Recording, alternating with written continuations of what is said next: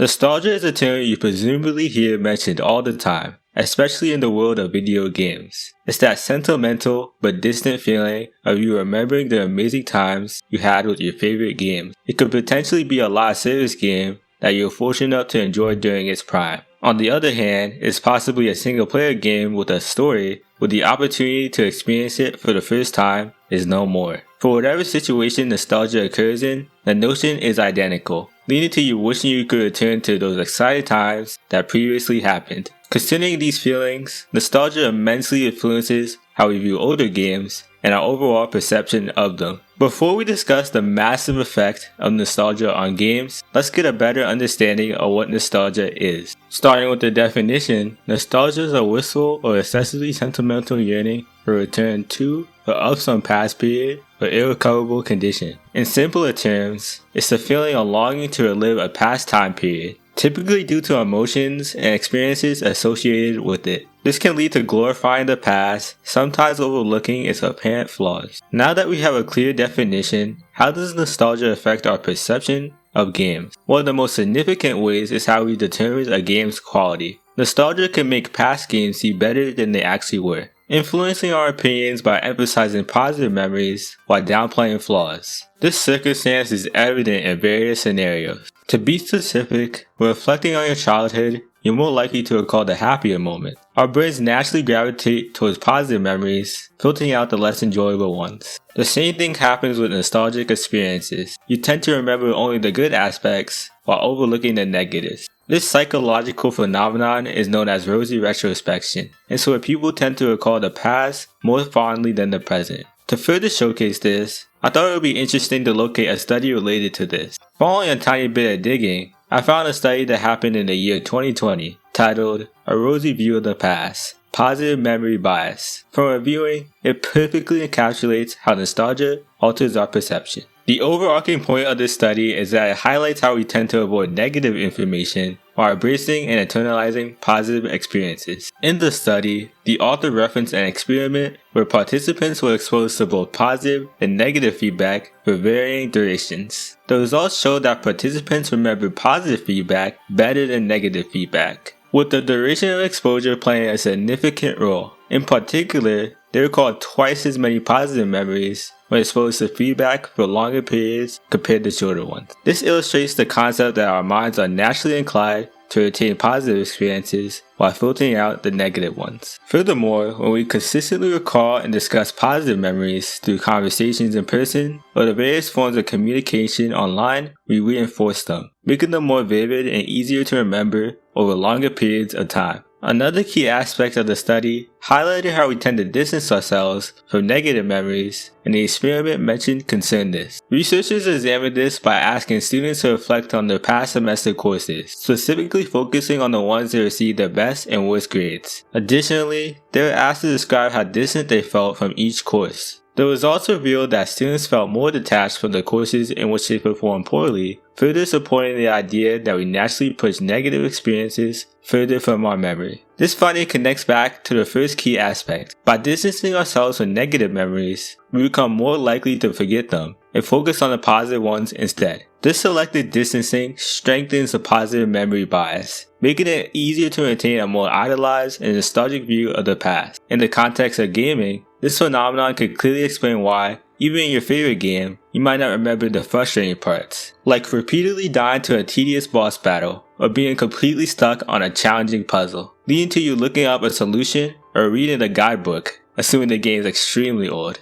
On the contrary, when you think or discuss the game, it's much more plausible to recall the plot twists, frequent content updates, addictive gameplay, or the immensely satisfying ending. This selective memory contributes to the overall positive nostalgia we often associate with past gaming experiences. There are numerous examples of people doing this for all different types of older games, but let's examine Pokemon, because it's perhaps the series that people feel nostalgic about the most. The majority of Pokemon players believe that the games leading up to Generation 6 are masterpieces, and it's easily one of Nintendo's best franchises. Following the release of X and Y, the perception of one of the most iconic franchises has completely flipped, with players now heavily criticizing each new installment. When discussing Pokemon, players tend to look past the flaws of the older games. For instance, the tech speeds and how fast the health bar moved down were insanely slow, even compared to games on the same console. You also have to grind for the Elite Four, as the levels are significantly higher, which is a monotonous experience, and grinding has been mostly taken out for most single player games today. In addition, HMs made it so you had to run certain moves on your team just to be able to traverse the region. I personally find this misremembrance relatable, because I played Y again recently, and unlike other people, I thoroughly enjoyed it during my first playthrough. However, on the replay, I realized multiple problems, like the lack of megas you can attain before the endgame begins. By that time, it's essentially pointless, unless you're utilizing them for competitive battles. Additionally, the story is lackluster,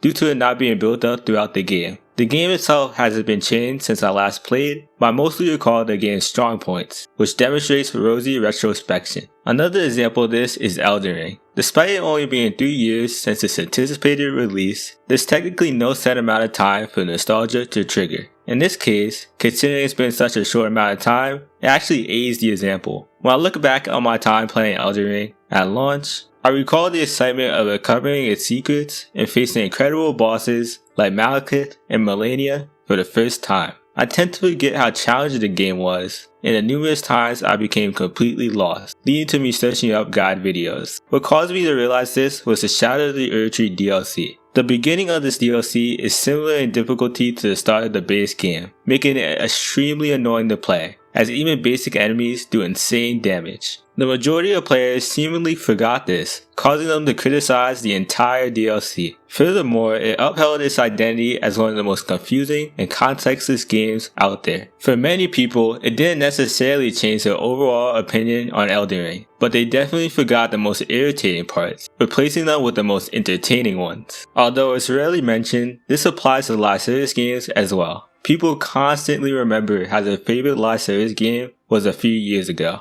but currently complain about the game. They usually discuss how the new updates fail to acquire the same appeal, and they eventually consider quitting. However, similarly to how people view nostalgia in single player games, they're typically describing the good parts of older iteration. Nostalgia in live service games may even be amplified due to social aspects. Out of the 20 most popular Steam games in February, 19 of them were live service games. All of those live service games were multiplayer, and some like GTA 5 heavily relied on multiplayer aspects to upkeep an active player base. In short, a majority of live service games are multiplayer, and that's the allure compared to single player games. Since you're experiencing these games with friends, they increase the levels of nostalgia. To demonstrate this, a 2018 study titled Once Upon a Game, exploring video game nostalgia and its impacts on well-being, surveyed 582 respondents to explore the relationship between social gaming and nostalgia. The first research question examined how social situations influence this nostalgia, with a multitude of different procedures. The findings supported the hypothesis, showing that while nostalgia was not increased directly, it was indirectly enhanced. This was because social gaming events were positively associated with feelings of relatedness, which in turn heightened nostalgia. In simpler terms, when you participate in activities like entering a tournament for your favorite fighting game, or a late night Discord call with friends to play a multiplayer game, you're connecting with other people of a similar interest. These social interactions help you feel more connected,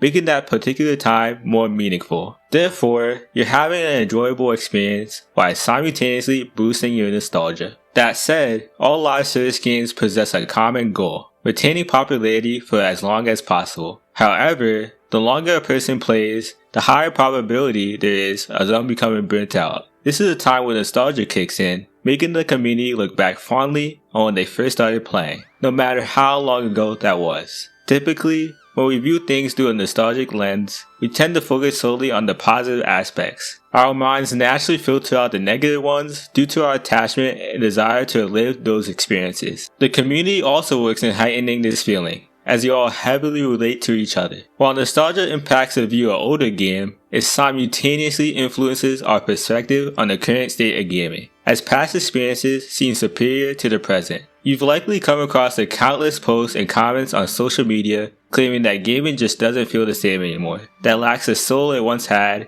making it a less enjoyable experience. Some people agree, while some people disagree, with a relatively divided opinion overall. However, objectively speaking, if we review the games that are released over the last 5 years, there are games that I consider masterpieces, including Baldur's Gate 3, Tears of the Kingdom, God of War Ragnarok, and Cyberpunk 2077. Moreover, the rise of exceptional indie games further highlights this positive trend. Titles like Power World, Hades, and Amori have garnered high praise, even from players who typically favor AAA games. Some counter-arguments to those who claim gaming has declined point out that they primarily play popular live service games like Call of Duty, sports games, and Minecraft, which were stronger in previous years. Additionally, insinuating how they usually overlook the outstanding single-player games that continue to release each year. While I generally agree with this response to an extent, it's about the wording. People who think gaming isn't the same anymore say it doesn't feel the same anymore. The key word here is feel. Nostalgia is deeply tied to emotion, as it transports people back to moments when they experienced something great. Because of this, many reminisce about past games, viewing them as flawless while finding faults in newer ones that don't evoke the same sense of enjoyment.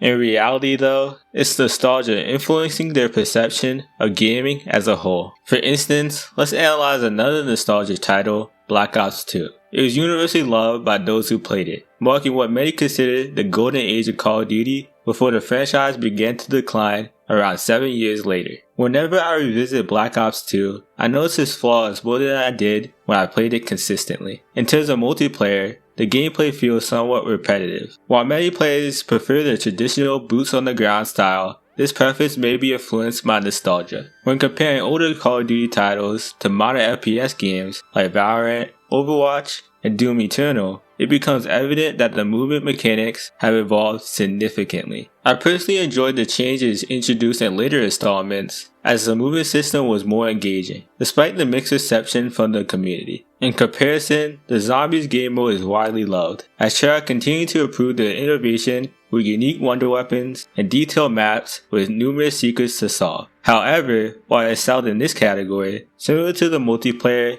it still feels much too simplistic with game mechanics. For instance, the main Easter egg, which is the ultimate goal when playing these maps, typically involves a series of intricate puzzles. Players are encouraged to attempt to solve it at least once, as you acquire a prestigious achievement upon first completion, alongside a cutscene for more information concerning the story. Easter eggs were much easier to solve in earlier installments, as oftentimes the steps coincided with actions a player normally does when trying to survive on higher rounds. In contrast, the newer games heavily emphasize this shift. To demonstrate this, let's view one of the Black Ops 4 Easter egg steps, which was released 6 years after Black Ops 2, and is one of the most hated games of all time. Despite the criticism, the main quests were lengthy, while simultaneously including challenging steps for it to be more engaging. Among these numerous steps on each map, the most cold one is a notable one, as it had great depth for a single part of the Easter egg. This is only further shown in Black Ops Cold War and 6, even though many people are no longer fans of the series, claiming it had a disastrous downfall. Now, harder puzzles or more story depth doesn't necessarily create a better game, as enjoyability is the most important aspect for critically acclaimed games. However, their unique features help with replayability, being especially important for games that are expected to be entertaining for years. Therefore, games nowadays possess an increase in complexity, and it adds to their appeal.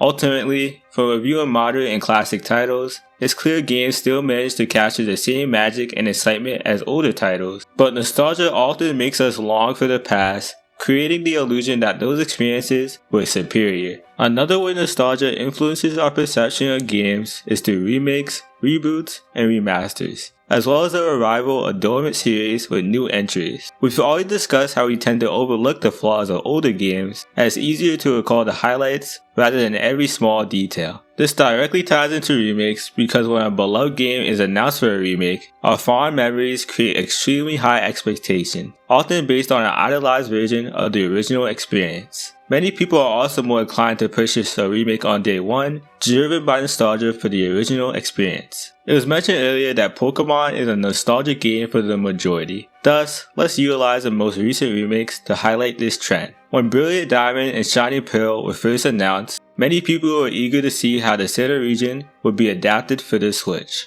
This excitement was fueled by the success of past remakes, like Omega Ruby and Alpha Sapphire, or Heart Gold and Soul Silver, which was so well executed that there was little reason to revisit the originals. As more information and trailers were released over time regarding the game, it looked disappointing. It was clear they were taking shortcuts by not changing the game into 3D in coordination to what was done with Ruby and Sapphire. This would have been fine if they added more content to the game, as it would have created an unexpected surprise for fans of the original game. This is done in the majority of remakes, including Omega Ruby and Alpha Sapphire. For example, the gimmick of Generation 6 was perfectly effectuated, with the game adding 20 Mega Evolution, which is almost the same amount for the X and Y games. There was also endgame content in the Delta episode to catch Mega Rayquaza. Unfortunately, in Brilliant Diamond and Shining Pearl, the essential Platinum content or quality of life features weren't added. Moreover, older Pokemon games are often regarded as immensely challenging and grindy, but the XP share feature created a more straightforward game. The most notable mechanic that was implemented was the underground cave. It was certainly intriguing, but considering all the other downsides, most found the game a disappointment. Thus, it's become one of the worst reviewed Pokemon games and is completely forgotten about, especially since Legends of Arceus released soon after. Despite the heavy criticism, Brilliant Diamond and Shiny Pearl sold extremely well, selling a staggering 6 million copies in 1 week. The reason we're hyped for remakes like Brilliant Diamond and Shining Pearl of Final Fantasy VII is because we get that nostalgia from when we first played it, and we can only really find out if that's a good or bad thing after the game has come out. This also applies to the revival of long dormant series. A recent example is Dragon Ball Sparking Zero, the anticipated 4th installment in the Budokai Tenkaichi series, which was released in October last year. Fans had been requesting a new entry for years, but instead received 2 Xenoverses, a 2D traditional fighter, and a Dead by Daylight style game. While these titles were well received, none generated the same excitement a Budokai Tenkaichi 4 would, leaving people still hoping for its return. When the game was officially announced in March of 2023, longtime fans were ecstatic. Additional trailers showcased the game's stunning visuals, and more importantly, its faithfulness to the original Budokai Tenkaichi formula. It retained the series' dynamic character interactions, ensuring that each battle felt unique. Despite the underwhelming trend of cash grab anime games, Sparking Zero seemed like an anomaly. Nevertheless, it's clear nostalgia played a significant role in the overwhelming hype surrounding Sparking Zero. Many people had grown up playing the older games, leading to them having fond memories, finding others as their favorite Dragon Ball characters, and experiencing the numerous story missions the game offered. Had this been a new 3D arena fighting game, or Xenoverse 3, it's unlikely the excitement or expectations would have been so high. This was further evident by how well the game sold, as it sold 3 million copies on its first day. In combination with the 120,000 players on Steam, would triple the player count of Dragon Ball FighterZ peak, marking an immensely successful release. Besides setting higher expectations for longtime fans, remakes also entice people to purchase them due to the availability of the original. Many people no longer have access to the old consoles, making it difficult to revisit past favorites. Today, these older consoles are typically expensive, and purchasing a used one comes with the risk of hardware issues. Additionally, the cost of retro games has risen significantly. For instance, the Pokemon box for the GameCube is out worth thousands of dollars, while Gacha Force, another GameCube title, sells for approximately $300, making them both several times the average cost of a current game. You're presumably unaware of these games, but due to them stopping production, the price has skyrocketed, leading to them being completely unattainable by the majority of people. Emulation is a great alternative, but without a physical copy of the game, obtaining a ROM legally becomes a challenge, causing most to dismiss it as an option. Since many people are unwilling to spend a large amount of money on an older console and its games, they often patiently wait for a remake. If a game was popular enough, it's almost guaranteed to receive one, increasing the chances of a purchase, especially for those who wanted to play it but never had the opportunity. Furthermore, anticipation can result in a more positive perception of the game, as excitement influences expectation. While there is nothing wrong with wanting to experience an improved version of a game from years ago, nostalgia can shape perceptions, sometimes negatively, as seen with Brilliant Diamond and Shining Pearl. This impact nostalgia has on purchasing decisions extends beyond remakes and expensive retro items. To showcase this, let's analyze a study titled Nostalgia Weakens the Desire for Money. It was conducted in 2014 on 70 undergraduate students, examining how nostalgia impacts consumer behavior. While the study is older, it's still relevant, as more people feel nostalgia nowadays due to the rise of social media. These platforms contain valuable discussions concerning older media, which greatly effectuates the feeling. One new experience called the willingness to pay divided participants in two groups. One group viewed advertisements centered on nostalgic memories, while the other saw ads emphasizing the creation of new experiences. To ensure the effectiveness of the nostalgic-based ads, a test was conducted, confirming that most participants exposed to them experienced nostalgic feeling. The study evaluated the favorability of the ads by combining factors such as liking, amusement, and attractiveness to determine whether there was a difference in reception between a nostalgic ad and the one focused on creating new memories. Based on participants' responses, both ads were equally favorable. However, the study also measured participants' willingness to pay for various products, ranging from a $1.67 Coke bottle to a $292,000 house. The results showed that nostalgia significantly increased the likelihood of making a purchase. This effect is frequently seen in game trailers, particularly for long-standing franchises. A notable example is Sparking Zero, which as previously mentioned revives a dormant series. The trailer features a box TV displaying gameplay from Budokai Tenkaichi 3, a game released in 2007. During that time, many people still use box TVs, as flat screens had only started becoming mainstream a couple years earlier. This visual cue invoked nostalgia, amplifying the excitement for the new game. Other franchises employ similar tactics when marketing remakes. Brilliant Diamond and Shining Pearl, for instance, use a DS screen in its promotional material to showcase the original Diamond and Pearl games, further reinforcing its nostalgic appeal. In the same study, another experiment was conducted with 129 undergraduate students. Half of the participants were asked to write about a nostalgic event, while the other half wrote about an ordinary past event. As in the first experiment, the study confirmed that those who wrote about nostalgic events experienced stronger feelings of nostalgia. Following the people writing the events, participants engaged in a game design to examine their behavior and economic decision making. They were randomly assigned the role of either a proposer or a receiver, with roles determined by drawing from a hat. This game could either be played with money or time. But for relevance to purchasing decisions, such as buying games or consoles, let's focus on the money aspect. The proposer was given an envelope containing $4.75, which they could distribute to the receiver in 25-cent increments. The results of the experiment revealed that participants experiencing nostalgia allocated 40% of their money, or 8 increments of 25 cents. This was 3 increments of 40% more than those who recalled an ordinary life event. This clearly demonstrates that nostalgia increases a person's willingness to spend money. When applied to gaming, this means that if you feel nostalgic about a certain game, you are extremely more likely to purchase it. This directly influences not only what games you buy, but also what you play. Whether it's revisiting older titles, purchasing remakes, investing in the latest installment of a beloved series, or even buying a game that reminds you of one that you feel nostalgic about, nostalgia plays a significant role. As humans, we naturally seek comfort and familiarity, even in something as simple as a game. Therefore, nostalgia has a profound impact on both our purchasing decisions and the games we choose to play. To wrap this all up, nostalgia is one of the most fascinating and powerful emotions we can experience. It significantly shapes our perceptions, providing a sense of comfort and satisfaction when reflecting on past experiences. However, nostalgia often comes with rose-tinted glasses, making us idolize older games while downplaying their flaws. This can create misconceptions about their true quality, and in turn lead to a more negative outlook on modern gaming. Many claim that games today lack the soul of past titles, but in reality, this perception is often skewed by nostalgia, rather than an objective decline in quality. Beyond shaping our views, nostalgia also impacts our buying and play choices. We are more inclined to buy remakes, retro-themed items, or games resembling past favorites, even at a premium price. Consequently, this affects what we play, as our nostalgic attachment makes those purchases feel even more purposeful. While nostalgia can enhance our appreciation of games, it's important to recognize its influence to avoid unfairly dismissing newer titles. Nostalgia is certainly the biggest factor when perceiving past games. It's one that will continue to grow over time as more games become older. Thank you so much for watching, and if you enjoyed, please like, comment, and subscribe, and stay tuned for the next video.